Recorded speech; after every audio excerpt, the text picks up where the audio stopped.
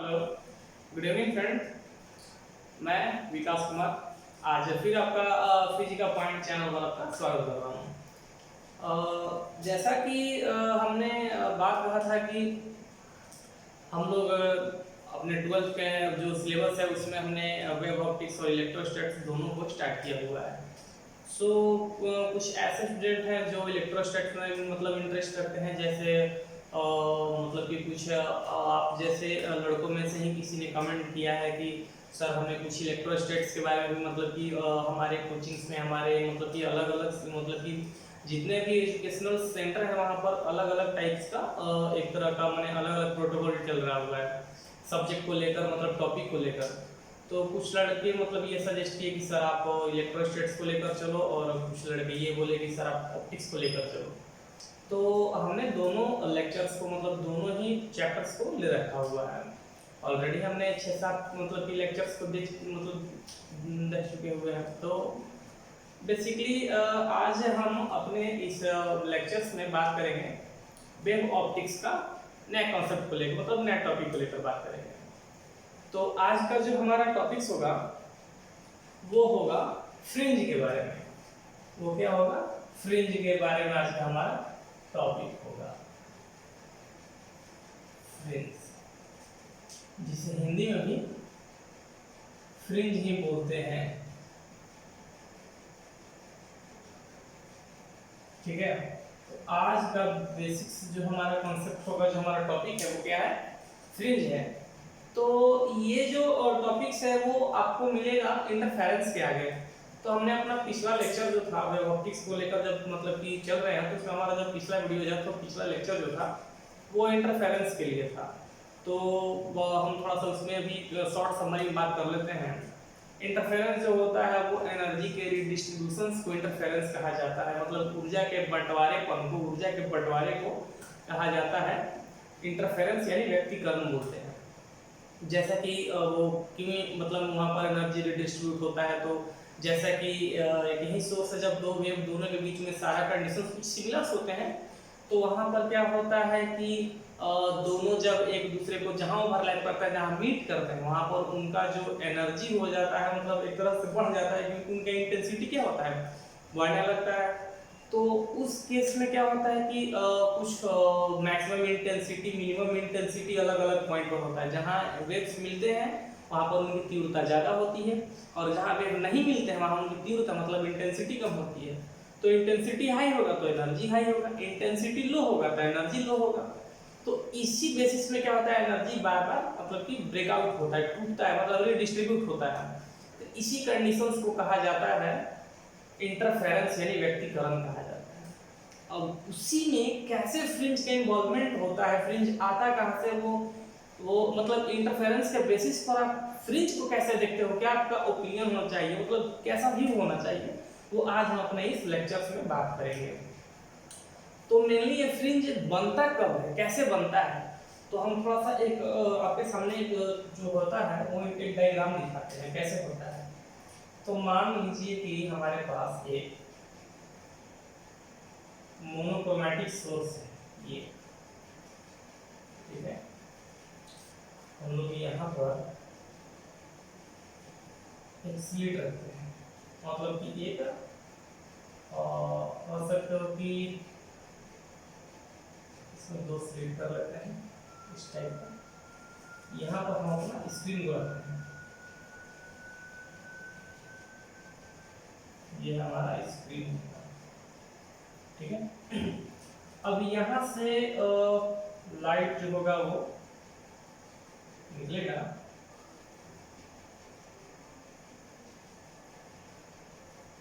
Wave के रूप में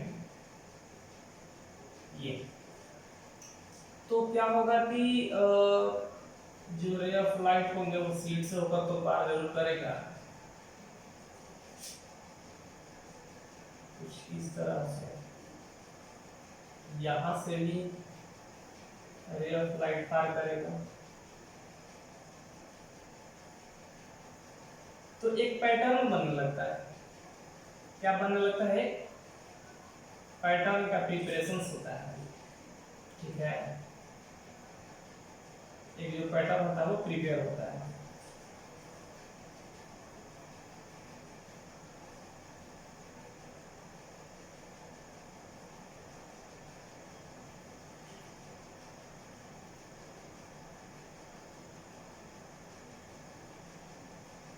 तो ये हमारा एक पैटर्न हो गया, ठीक है।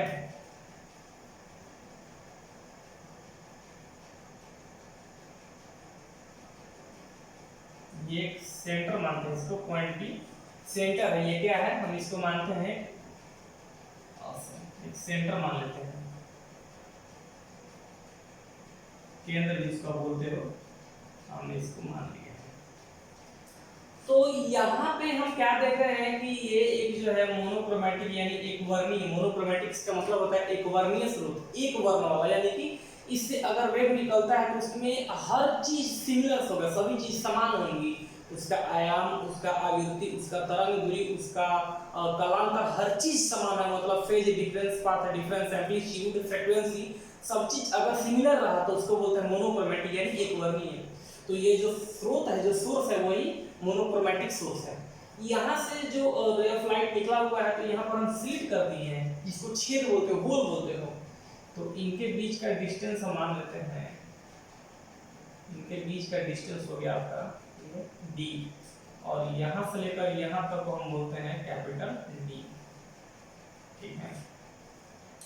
तो यहाँ पे क्या है कि जो डॉटेड लाइन जो थोड़ा सा डार्क टाइप के है, इसको बोलते हैं डार्क, ये हो जाएगा आपका, हम इसको इंडिकेट करते हैं डार्क एज ए डी, ये भी डार्क होगा। प्लस हम इसको इस टाइप में बांट लेते हैं, मतलब कि फ्रिंज का क्या कैसा कंडीशंस हो गई है, हम उसको थोड़ा सा अपनी तरफ से मान ले रहे हैं इस तरह से, ठीक है। अगर कलर होता आपको तो दिखाई देता, थोड़ा सा स्केच न होने के कारण दिक्कत है। तो यहाँ पे हमारे पास अब हम बात करते हैं कि फ्रिंज होता कैसा है, क्या है। तो बेसिकली जब भी हम लोग इंटरफेरेंस का बात करते हैं तो इंटरफेरेंस में क्या होता है कि किसी सोर्स से जब लाइट वेव निकलता है तो उस केस में क्या होता है कि जो लाइट वेव होता है वो जैसे ही वो वहां से स्लिट से पार करता था तो हम देखते थे कि एक दूसरे को ओवरलैप करता था। तो ओवरलैपिंग के दौरान क्या होता था कि कहीं पर अगर ओवरलैप हुआ तो उसका इंटेंसिटी ज्यादा होता है, अगर ओवरलैप नहीं कर रहा है तो उसका इंटेंसिटी कम होता है। हमने इंटरफेरेंस में देख रखा है। तो यहाँ पे क्या होता है ना कि जैसे ही स्लिट से पार करता है तो एक पैटर्न बनने लगता है, एक पैटर्न प्रिपेयर होता है, कुछ इस टाइप का आपको पैटर्न मिलेगा, कुछ इस टाइप का आपको एक पैटर्न मिलता है। मतलब कि ये हो गया अगर ब्राइट, इसको अगर बोलते हैं ब्राइट तो ये हो जाएगा आपका डार्क।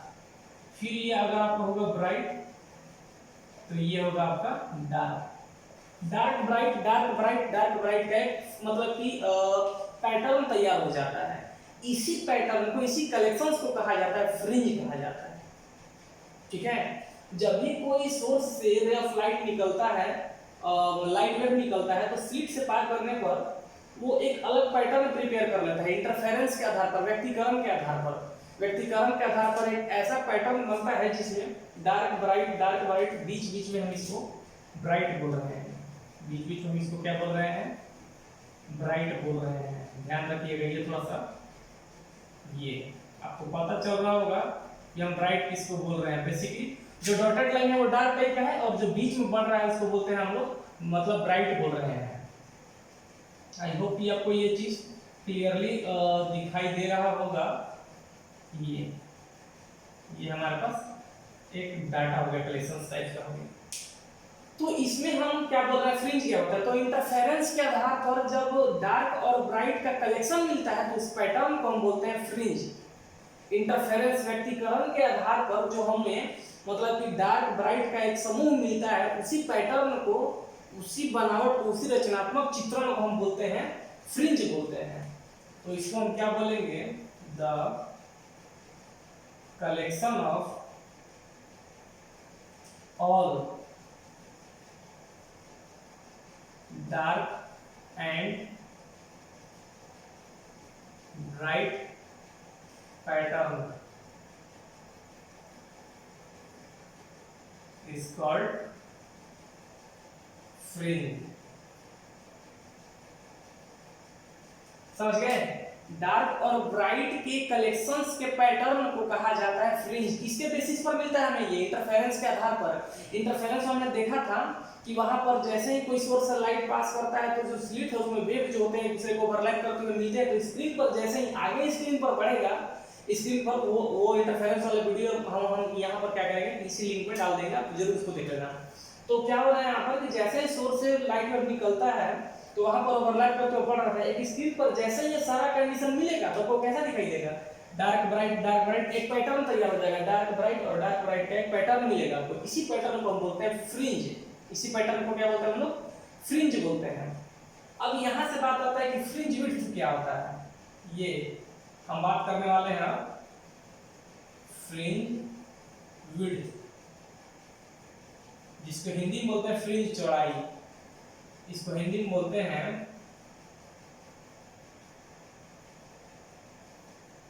फ्रिंज चौड़ाई, इसे हम लोग हिंदी में बोलते हैं। ये क्या होता है फ्रिंज चौड़ाई, तो कहने का मतलब होता है कि जब दो लगातार डार्क या जब दो लगातार व्हाइट के सेंटर के बीच के डिस्टेंस को कहा जाता है फ्रिंज विड्थ। अब क्या बोले फिर से सुनिएगा, दो लगातार डार्क, जैसे अगर हम बात करते हैं कुछ इस टाइप का, थोड़ा सा आप लोग जरा यहाँ पर फोकस कर लीजिएगा, बिल्कुल ही आपको ये चीज समझ में आएगा, एकदम इजी टर्म है, कोई ये नहीं है कि आपको समझ में नहीं आएगा। ये हम यहाँ पर आपको चीज को थोड़ा सा और आसान बना देते हैं। तो ये जो होगा, ये पार्ट हम इसको थोड़ा सा ये फिलअप कर लेते हैं।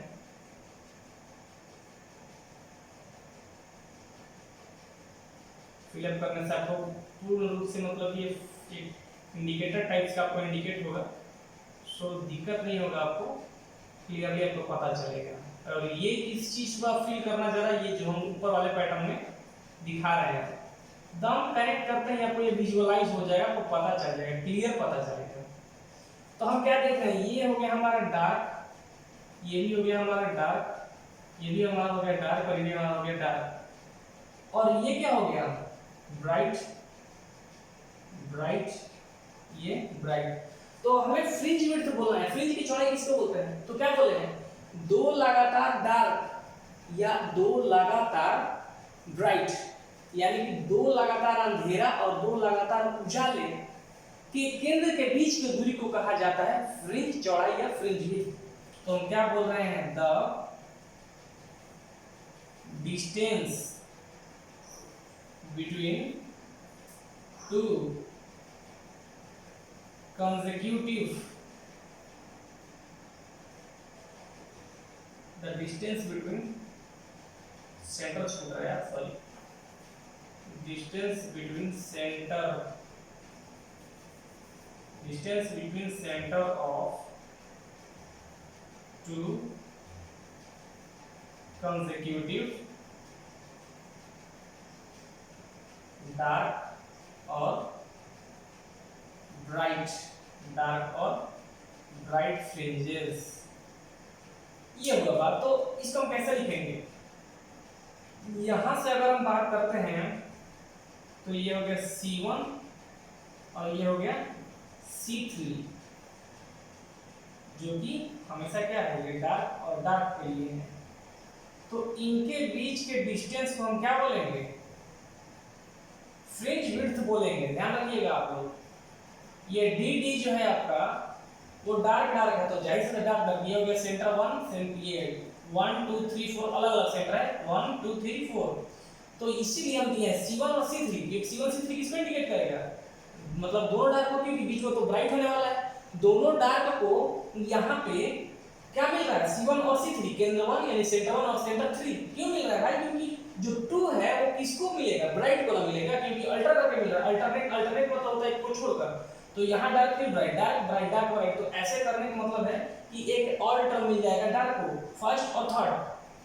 तो यहाँ पर भी क्या होगा, इसको हम बोलेंगे एक तरह से, इसको हम बोल सकते हैं फ्रिंज, सॉरी इसको हम बोलेंगे, थोड़ा सा और बड़ा कर लेते हैं, इसको हम बोलेंगे फ्रिंज विड्थ, ठीक है।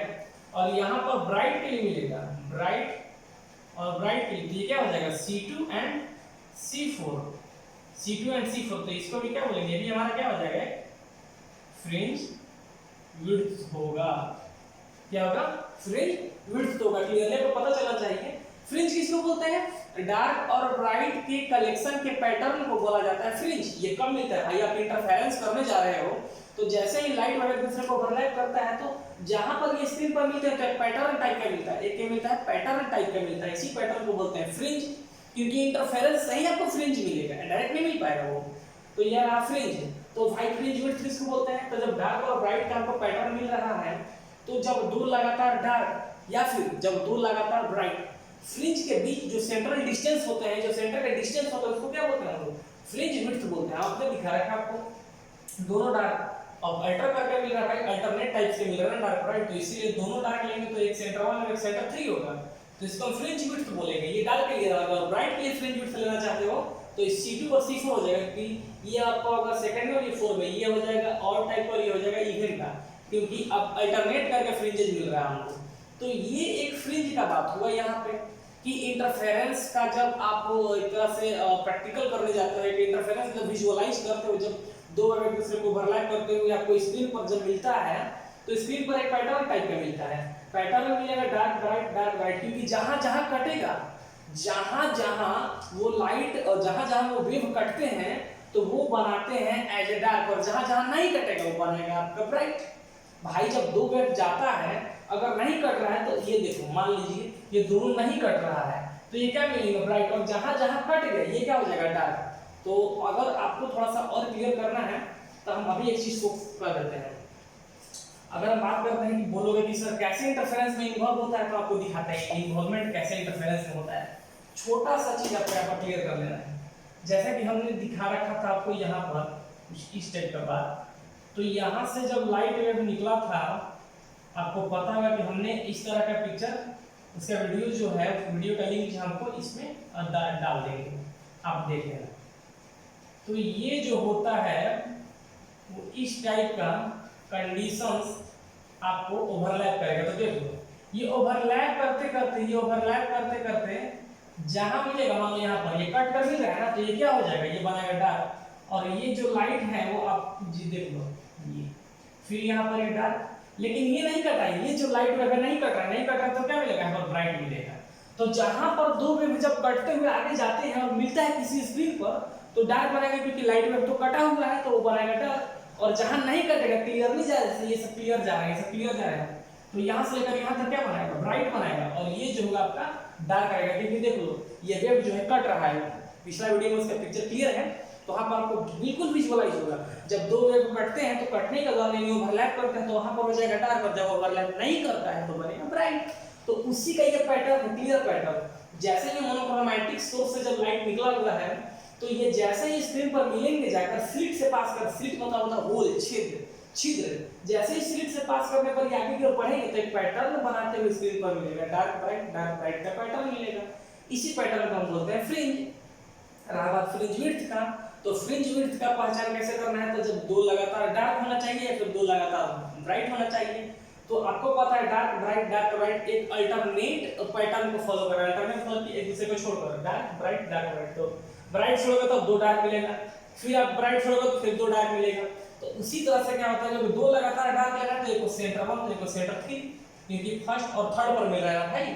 उसी तरह से अगर ब्राइट पे बात कर रहे हो तो दो ब्राइट लेते हो तो उसके बीच में एक डार्क आ जाएगा, दो डार्क के बीच में एक ब्राइट मिलेगा, दो ब्राइट बीच में एक डार्क मिलेगा। तो इसीलिए दो लगातार डार्क या दो लगातार ब्राइट फ्रिंज के बीच सेंटर के डिस्टेंस को कहा जाता है फ्रिंज विड्थ बोला जाता है।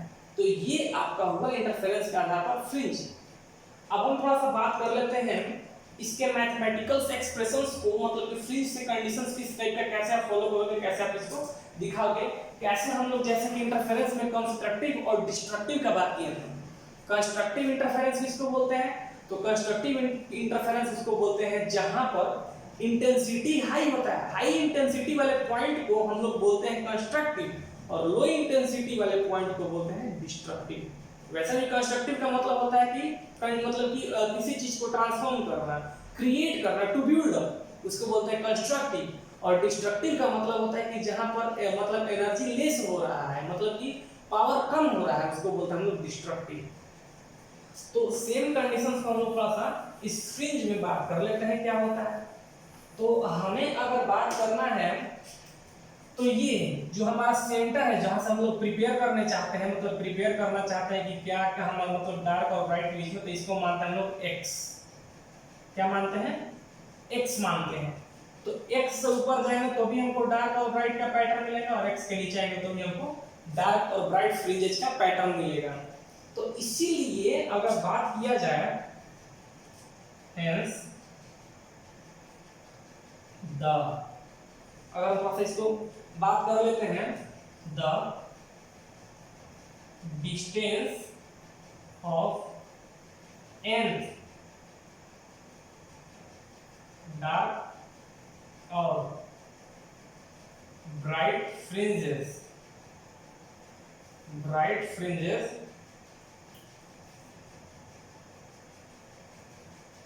From central fringe. क्या बोल रहा है? सेंटर से अगर हम nth डार्क या ब्राइट फ्रिंज का अगर हम डिस्टेंस प्राप्त करना चाहते हैं, सेंटर से कितना डिस्टेंस है सबका, तो उसको हम कैसे करेंगे? तो ये हो जाता है x। तो कंडीशन हमारे पास ये है x d,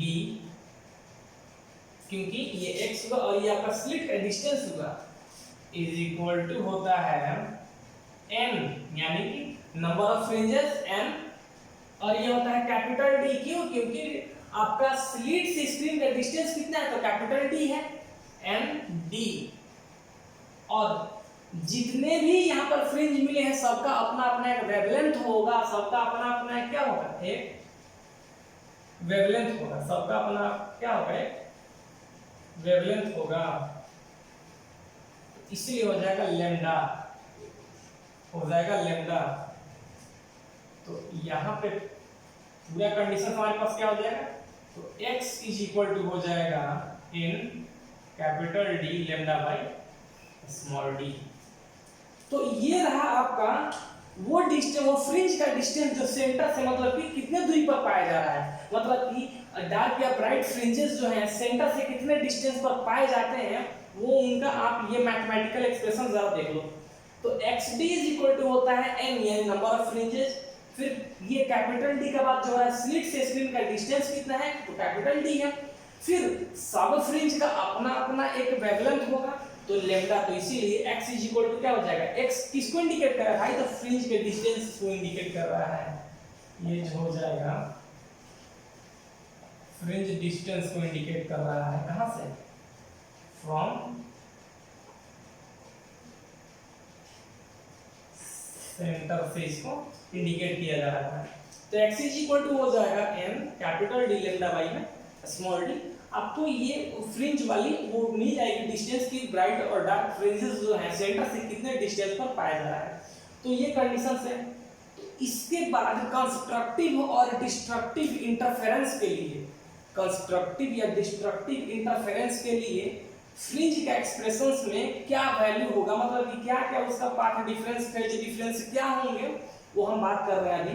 तो यहाँ तक हमको लगता है कि आपको क्लियर हो जाएगा। फ्रिंज किसको बोलते हैं, तो जैसे ही मोनोक्रोमेटिक सोर्स से लाइट वेव निकलता है दो स्लिट से, तो क्या होता है कि एक दूसरे को सुपरपोजिशन वेव को फॉलो करते हुए जैसे ही स्क्रीन पर मिलेगा, तो एक डार्क ब्राइट का पैटर्न बना लेता है। उस पैटर्न को हम लोग बोलते हैं फ्रिंज बोलते हैं। फ्रिंज विड्थ किसको बोलते हैं, तो जब दो लगातार ब्राइट या जब दो लगातार डार्क फ्रिंज के बीच सेंटर के डिस्टेंस को कहा जाता है फ्रिंज विड्थ, फ्रिंज की चौड़ाई। इसको या तो दो लगातार अंधेरा या फिर दो लगातार उजाला के केंद्र के बीच की दूरी को कहा जाता है फ्रिंज चौड़ाई। वो आप देख चुके हो किस तरह से कंडीशंस में आ रहा है। और यहाँ पर हमने ये निकाल कर दिखाया आपको कि कैसे सेंटर से, मतलब कि फ्रिंज जो होते हैं डार्क और ब्राइट के लिए उनका सेंटर से डिस्टेंस कितना होता है। तो आपको मिलेगा डिस्टेंस जो होगा x is equal to n fringe number of fringes, फिर d उस फ्रिंज का स्लिट से डिस्टेंस कितना होना चाहिए, और लेमडा फ्रिंज का वेवलेंथ कितना है, बाई में स्लिट के बीच का डिस्टेंस। ये आप इसको लेकर, हालांकि मैथमेटिकल एक्सप्रेशन इसको प्रूफ के टर्म में भी होता है, तो वो थोड़ा सा आपका आगे के लेक्चर्स में मिल जाएगा। फिलहाल आपको न्यूमेरिकल्स के रूप से यहाँ पर इसको दिखा रहे हैं, ठीक है। अब हम बात करते हैं कि कंस्ट्रक्टिव डिस्ट्रक्टिव में ये फ्रिंज को लेकर कैसे पाथ डिफरेंस को फॉलो किया जाता है और फेज डिफरेंस को कैसे फॉलो किया जाता है, आपको दिखा रहे हैं।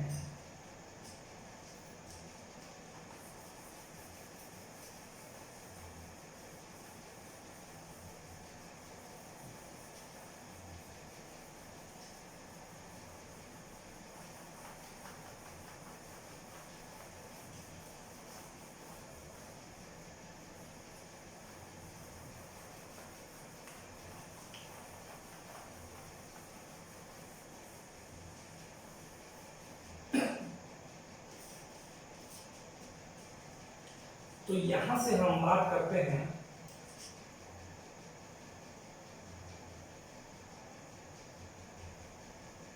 Condition for constructive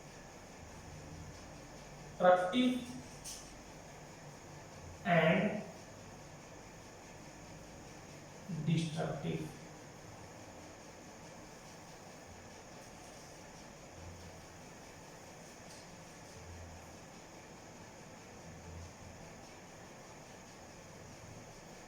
phase difference, जिसको हिंदी में बोलते हैं हम लोग कलांतर।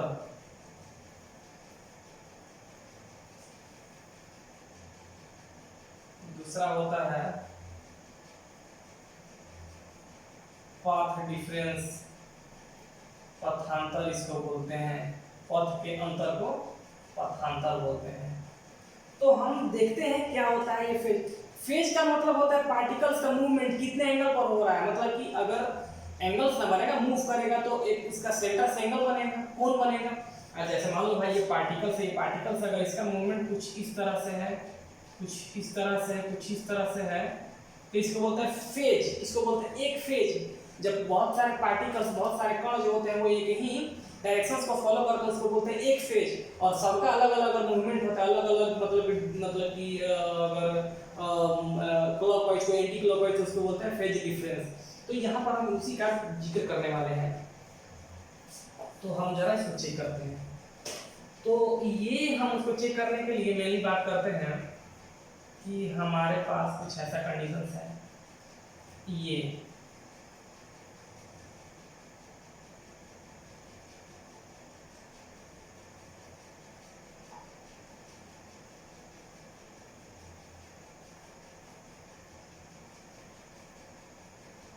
तो बात करते हैं जरा पर, इसको बोलते हैं जीरो फेज।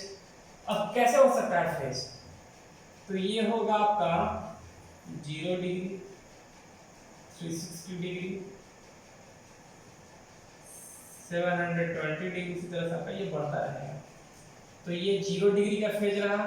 यहाँ पर अगर बात करेंगे तो 90 डिग्री का फेज होगा, आप खुद देख लो। यहाँ पर होगा 180 डिग्री का फेज होगा, यहाँ पर आपका हो जाएगा फिर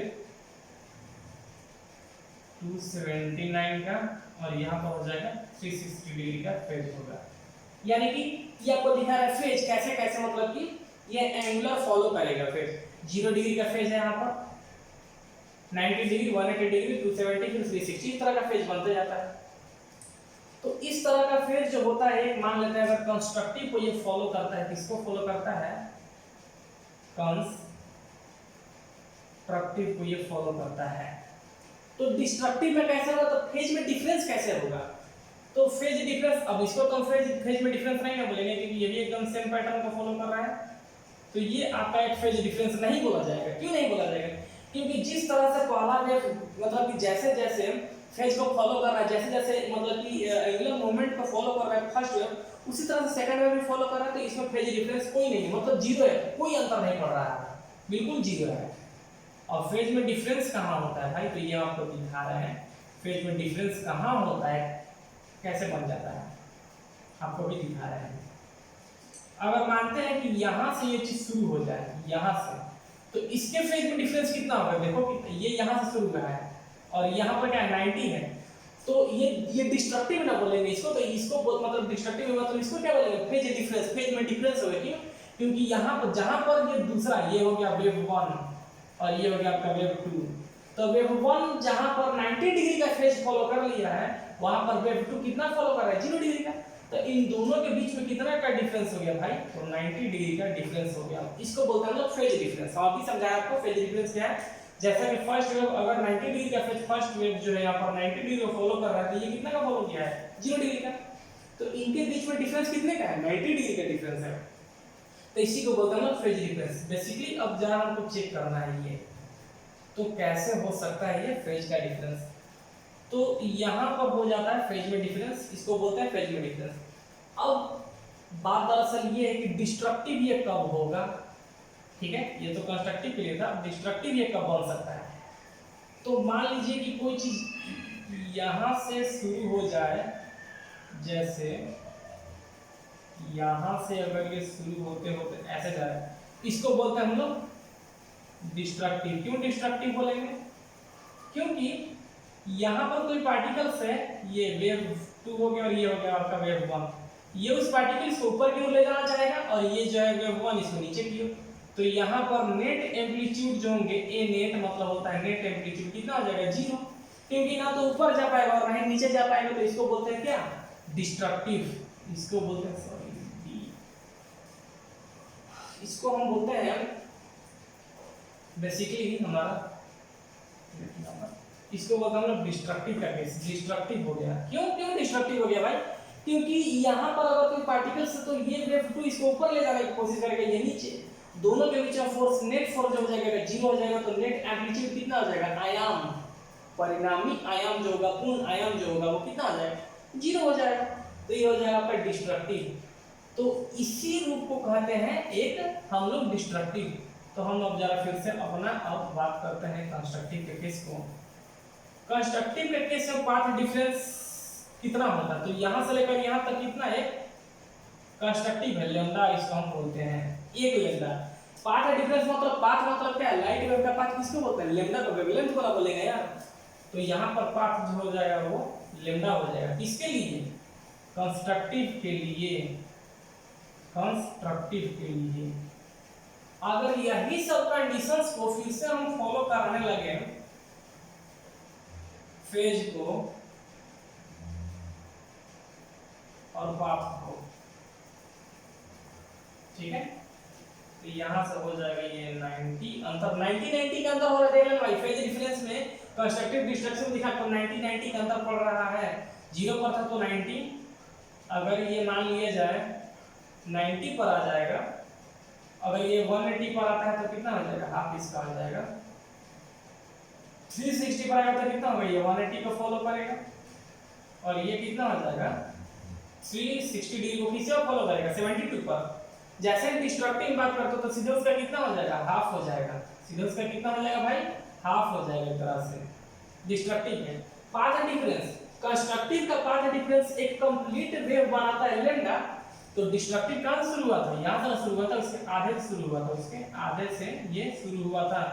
तो यहां से लेकर यहां तक तो शॉर्ट ना हो गया, यहां से लेकर यहां तक क्या हो गया, शॉर्ट हो गया, आधा हो गया। तो डिस्ट्रक्टिव का जो ये पाथ डिफरेंस था कितना हो जाएगा, इसका हाफ λ/2 हो जाएगा। आप देख रहे हो, फिर से मैं क्लियर कर रहा हूं, फेज डिफरेंस का मतलब होता है कि जब दो वेव ओरिजिन से ओरिजिनेट करते हैं तो 0 होता है, लेकिन मान लीजिए अलग अलग जगह से ओरिजिनेट करते हैं तो फेज में डिफरेंस जरूर हो जाएगा। यानी कि मूवमेंट में अलग अलग पार्टिकल्स का जो मतलब कि बोल सकते हो कि जो उनका वेग है, जो मान एक जगह पर मूव कर रहे हैं, तो इनके बीच का फेज डिफरेंस बिल्कुल बदल जाएगा।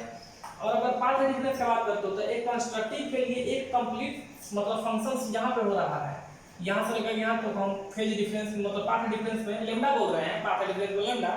तो डिस्ट्रक्टिव तो यहीं पर आ जाएगा, सीधे इसको आधा कर दे तो λ/2 हो जाएगा, किसमें डिस्ट्रक्टिव के केस में कितना हो जाएगा λ/2 हो जाएगा।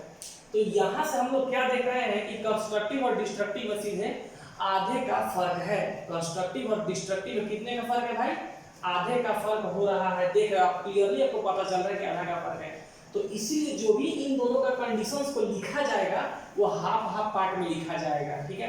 तो हम उसके कंडीशंस को आपके सामने लिख रहे हैं, क्या क्या इसके साथ कंडीशंस होगा, तो हम यहाँ पर लिखने जाएंगे। देख लेना दोनों में बिल्कुल अंतर है, तो हम बात करेंगे। वैसे फेज डिफरेंस मेनली जो होगा इंडिकेट होता है फाई से, और ये सब एंगल फॉर्म में होंगे, ध्यान रखें सब एंगल के फॉर्म में, यानी पाई के भाषा में लिखा जाएगा।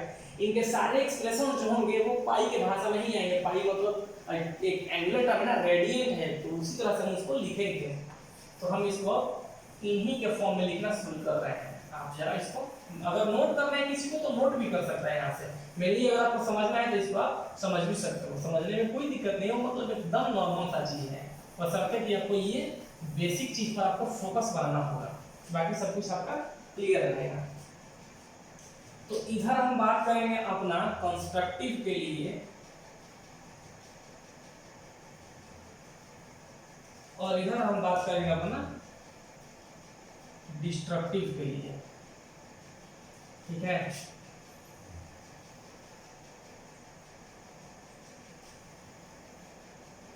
तो कंस्ट्रक्टिव में जो हमारा फेज डिफरेंस होगा, फेज डिफरेंस जिसको हम कालांतर बोलते हैं, कालांतर, यानी इसको हम फाई से इंडिकेट करते हैं। फाई बराबर क्या हो जाएगा 2n पाई, क्या हो जाएगा 2n पाई। अभी ना बोल भाई जो हमारा फेज डिफरेंस है वो एंगल मतलब एंगल कोण के रूप में, तो कोण हम पाई के रूप में लिखते हैं, क्या हो जाएगा 2n पाई। यानी कि सब जो था वो कंस्ट्रक्टिव में डबल के फॉर्म में था, तो डिस्ट्रक्टिव में किस में था, हाफ के फॉर्म में था। तो इसी हिसाब से बात करता है, बोलोगे सर आंसर ये n जो क्या है वो नंबर ऑफ फ्रिंजेस वाली बात थी अभी जो हमने मतलब फ्रिंज के लिए बात कर रहे थे।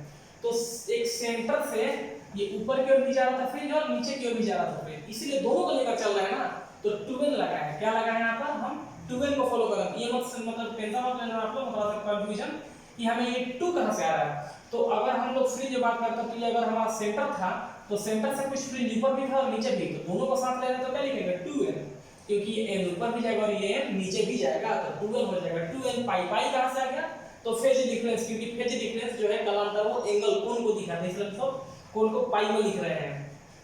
तो ये हो जाएगा हमारा फेज डिफरेंस जो है वो हो जाएगा 2n पाई। अगर हम इसके पाथ डिफरेंस को बात करते हैं, पाथ डिफरेंस यानी कि हम बोलते हैं इसको पथांतर, पथांतर का अगर बात करते हैं तो क्या हो जाएगा हमारा, ये x से इंडिकेट होता है, मतलब डेल्टा x जो था, ये हमारा जो कंडीशन था वो डेल्टा x था। x मतलब होता है भाई, x मतलब पाथ होता है, तो क्या हो जाएगा n लैम्डा, क्या हो जाएगा आपका n लैम्डा। तो ये रहा हमारा कंडीशंस कि आपका क्या क्या फॉलो 6 जो है। तो कंस्ट्रक्टिव के लिए फेज डिफरेंस जो है आपका 5 से इंडिकेट करता है, तो क्या हो जाएगा 2n पाई। और अगर पाथ डिफरेंस की बात करें डेल्टा x, डेल्टा मतलब होता है भाई डिफरेंस नहीं, अंतर नहीं, डेल्टा मतलब चेंज होता है, चेंज इन पाथ, तो इसको बोलते हैं path difference. n lambda, n number of fringe और लैम्डा वेव, क्योंकि पाथ किसको, रास्ता कौन सा फॉलो करता है, ध्यान रखिएगा पाथ का अगर बात किया जाए वेव में, तो वेव खुद एक लैम्डा है और लैम्डा क्या होता है, खुद एक पाथ होता है। अरे भाई प्रकाश तरंग बात किया जाए, प्रकाश तरंग की दूरी, तो प्रकाश तरंग में कौन सा होता है, लैम्डा, तो इसलिए n लैम्डा माने फ्रिंज और ये हो जाएगा लैम्डा। तो ये n का अगर बात कर रहे हैं तो वेव, अब n कितना हो सकता है, फ्रिंजेस कहां से हो सकता है 0 1 2 3 4, आप ऐसे ऐसे बढ़ाते जा सकते हो। तो ये रहा कंडीशंस जो आपका किसके लिए था, कंस्ट्रक्टिव के लिए था। अब हम जरा बात करने वाले हैं डिस्ट्रक्टिव में इनकी कंडीशंस को।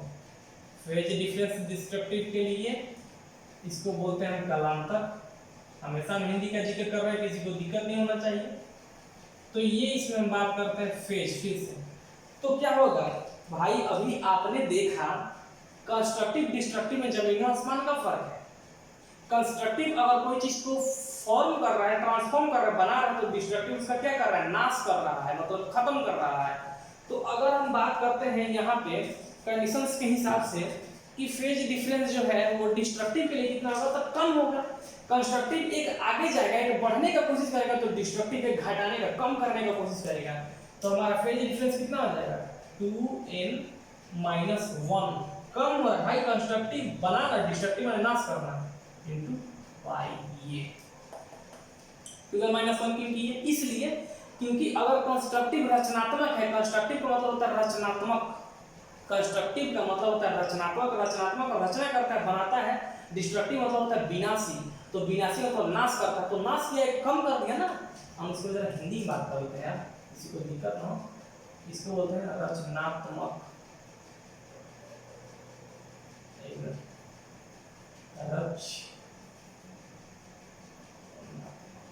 सॉरी ये होगा आपका रचनात्मक। और यहाँ से इसको बोलते हैं विनाशी।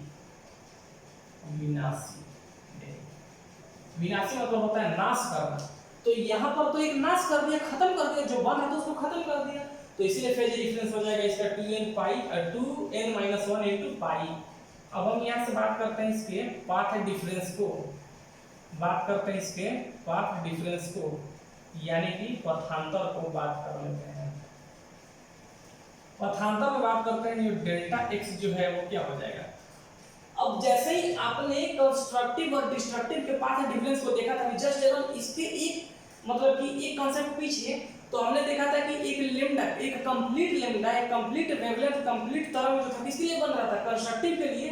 तो डिस्ट्रक्टिव का सीधा उसका आधा हो जाता था, सीधा उसका लेमडा बाई 2 होता था। तो हम क्या कर देंगे, कुछ नहीं, 2n-1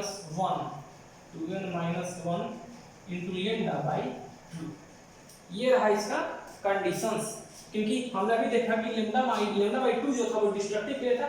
तो ये रहा इसका कंडीशन डिस्ट्रक्टिव में। देख लो, किसी को एकदम विजुअलाइज करना है भाई, कुछ नहीं करना है आपको। जैसा कि हमने अभी कुछ देर पहले जस्ट इसी के पीछे का कांसेप्ट का जिक्र किया था, तो वहां पे देख रहे थे कि कंस्ट्रक्टिव में कंप्लीट एक लेमडा बन रहा था, एक कंप्लीट लेमडा बन रहा था, एक कंप्लीट लेमडा जो बन रहा था कंस्ट्रक्टिव के लिए, तो वही लेमडा आधा कब हो जाता था डिस्ट्रक्टिव के केस में। कैसे, क्योंकि आपने देखा था कि डिस्ट्रक्टिव मतलब होता है कि एक नीचे की ओर खींचेगा, एक ऊपर की ओर। तो उस केस में क्या हो जाएगा, नाश ना होगा, वो पार्टिकल ऊपर जाएगा नीचे जाएगा, एनर्जी क्या होगा, खत्म हो रहा है, एनर्जी का नाश हो रहा है, तो उसको बोलते हैं डिस्ट्रक्टिव।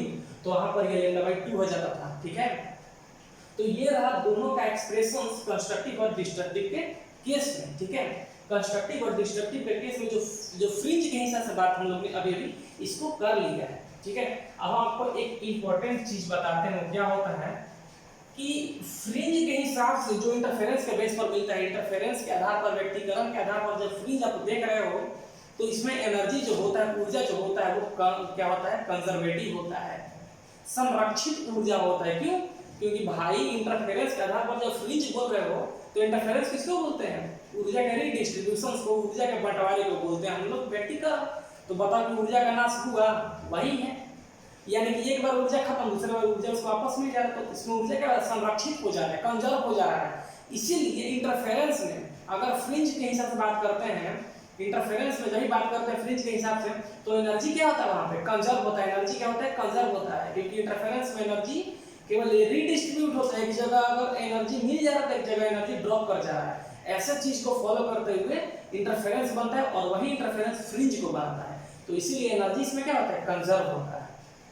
ठीक है, तो अब हम थोड़ा सा एक न्यूमेरिकल बेस्ड बात कर लेते हैं। न्यूमेरिकल बेस्ड के लिए एक एक्सप्रेशन आपको हम छोड़ जाते हैं इसी वीडियो में। यहाँ पर अभी हिंट करेंगे न्यूमेरिकल, जस्ट इसका अगला वाला हमारा लेक्चर जो होगा वो न्यूमेरिकल बेसिक्स होगा, किस टाइप का न्यूमेरिकल होगा, तो वो एक्सप्रेशन आपको यहाँ पर छोड़ जाते हैं।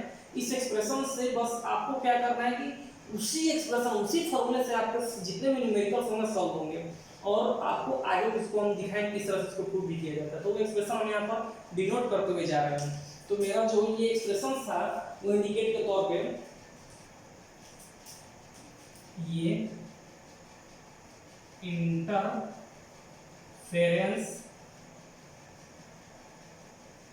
Fringe width, interference fringe width जो होता है, अगर फ्रिंज विड्थ जो है इंटरफेरेंस के आधार पर होने लगे, तो ये होता है बीटा इज इक्वल टू, ये होते हैं आपके हिसाब से कैपिटल डी लेमडा बाई में स्मॉल डी, जहां कैपिटल डी क्या होता है, स्लिट से, छिद्र से स्क्रीन तक का डिस्टेंस को कैपिटल डी, स्मॉल डी जो होता है स्लिट का डिस्टेंस, छिद्र का डिस्टेंस होता है, और बीटा जो होता है इंटरफेरेंस में फ्रिंज विड्थ को इंडिकेट करता है। तो इसी एक्सप्रेशन से आपको न्यूमेरिकल्स जो होंगे वो सॉल्व होंगे।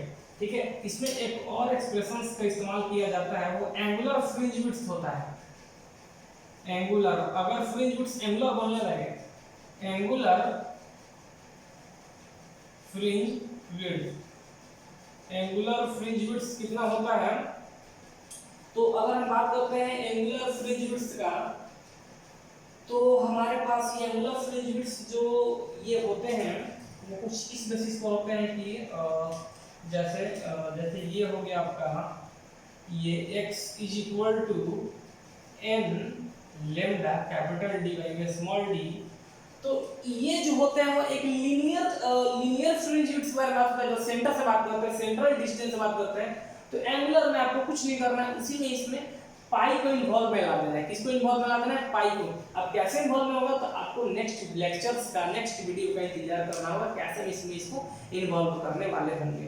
ठीक है, तो आज हम बेसिकली बात की है पूर्ण रूप से फ्रिंज को लेकर। एक फ्रिंज जो कैसे इंटरफेरेंस से निकल कर अपना एक नया स्टैंड लेता है, एक इंटरफेरेंस जो होता है फ्रिंज को कैसे बनाता है, फ्रिंज जो होता है किसके पैटर्न को फॉलो करता है। आपने देख लिया है कि इंटरफेरेंस जो होता है वो जैसे ही वेव के सुपरपोजिशन के मेथड को फॉलो करता है। सुपरपोजिशन मेथड होता है दो वेव जो होते हैं एक दूसरे को ओवरलैप करते हैं, उसको हम बोलते हैं सुपरपोजिशन। उसको फॉलो करता है इंटरफेरेंस। ये इंटरफेरेंस जैसे स्क्रीन पर आते हैं तो एक पैटर्न फॉलो करता है, डार्क ब्राइट का पैटर्न फॉलो करता है, और उसी पैटर्न को हम बोलते हैं फ्रिंज। फ्रिंज विड्थ किसको बोलते हैं? तो जब दो लगातार डार्क या दो लगातार ब्राइट के बीच के डिस्टेंस को बात किया जाएगा तो उसको हम बोलते हैं फ्रिंज विड्थ। उसमें फ्रिंज विड्थ में हमने देखा कि भाई कंस्ट्रक्टिव डिस्ट्रक्टिव का केस कैसे इन्वॉल्व होता है, फेज में क्या डिफरेंस होता है, पाथ में क्या डिफरेंस होता है, आपने अभी भी सब चीज को देख लिया है। और ये जो एक्सप्रेशन हम छोड़कर जा रहे हैं यहाँ पर, इसी से जस्ट अगला वाला जो लेक्चर्स आएगा हमारा उस पर, उसी पर न्यूमेरिकल्स होगा। न्यूमेरिकल्स उसको अगले लेक्चर्स में बिल्कुल सब डिस्कस करेंगे, सारे उसमें न्यूमेरिकल्स को चेक करेंगे। ठीक है, तो ये कुछ नहीं है, आपको एक विजुअल कांसेप्ट्स है जो इंटरफेरेंस है फ्रिंज पर कैसे लाता है, फ्रिंज क्या काम करता है, फ्रिंज का ये इन्वॉल्वमेंट क्या होता है। आई होप कि आपको ये चीज बहुत ही क्लियर ढंग से आपको समझ में आ गया होगा। सो जो हमारा ये मेनली जो कांसेप्ट बनाने का पीछे जो मतलब मेन जो मोटो था मेरा ये था कि सारे लड़के इस चीज को काफी इजीली फॉलो करें। तो हमें लगता है कि शायद आप लोग मतलब कि काफी अच्छे से इसको पिकअप कर रहे होंगे। सो हम अपना लेक्चर्स में न्यूमेरिकल्स को रखे ही नहीं, तो आपसे यही मतलब मेरा रिक्वेस्ट है कि आप इसको ज़्यादा से ज़्यादा शेयर करो। जितने भी आपके फ्रेंड वगैरह हैं उनको ये चीज़ दिखाओ कि कितना मतलब कि फिजिक्स में ऐसा कुछ नहीं है। मेनली आपको फील करना होता है। आप जैसे ही फिजिक्स को फील करना शुरू कर देते हो, देखो फिजिक्स एक बात बताते हैं, ये एक ऐसा सब्जेक्ट होता है कि आप मेनली इसको केवल बुक में रीड करके या फिर पढ़ करके आप सोचोगे कि हम अपने नोटबुक पर नोट करके चले जाएं, तो वैसा आपको फिजिक्स समझ में नहीं आएगा। बेसिकली आप समझ लो कि एक तरह से मार्क्स के पीछे भाग रहे हो, आप एक मार्क्स के पीछे भाग रहे हो। आपको तब तक ये एक्चुअल फिजिक्स समझ में नहीं आएगा जब तक आप इसको फील नहीं करोगे। फील करने का एक ही तरीका होता है कि जितना भी आप फिजिक्स के टर्म को पढ़ रहे हो उसको अपने डेली लाइफ से रिलेट करना सीखो। ये डेली लाइफ में फिजिक्स आपको हर जगह इन्वॉल्व होगा, इसका सारा इंसिडेंस आपको विजुअलाइज होने लगेगा, आपको हर बात में हर घटना में फिजिक्स समझ आ जाएगा। तो जब इस तरीके से आप इसको विजुअलाइज करने लगते हो तो आपको फिजिक्स फील होने लगता है। और मेरा एक छोटा सा कोशिश जो है इसी की मतलब कि रिस्पेक्ट में हो रहा है कि अधिक से अधिक बच्चों को फिजिक्स हम फील करें। आप लोग इसको फील करो, कंसेप्ट को देखो क्या है। कंसेप्ट मतलब आप कोई भी अब मतलब क्या होता है कि आप बुक वगैरह देखते हो, सिलेबस देखते हो, आप अपने अपने टीचर्स को देखते हो, तो एक थोड़ा सा हेजिटेशन टाइप का बन जाता है कि भाई ये चीज़ है वो है, क्या होगा समझ में नहीं आएगा। तो बेसिकली आपको डरना नहीं है। आप कभी भी किसी सब्जेक्ट को पढ़ो तो अपना कंसेप्ट डेवलप करने का कोशिश करो। आपका अपना व्यू क्या है उस कंसेप्ट पर। जब तक आप अपना व्यू नहीं दोगे, जब तक आप अपने खुद का मतलब कि एक क्राइटेरिया नहीं बनाओगे, तब तक मजा नहीं आएगा सब्जेक्ट को लेकर। तो आप फील करना सीखो, आप अपना कंसेप्ट डेवलप करो, ये हो कैसे गया, कैसे बन गया। तो ये है। आई होप कि आपको मेरी बातें समझ में आ रही होंगी। आप आगे से इसको जरूर फॉलो करो। Thank you and have a nice day.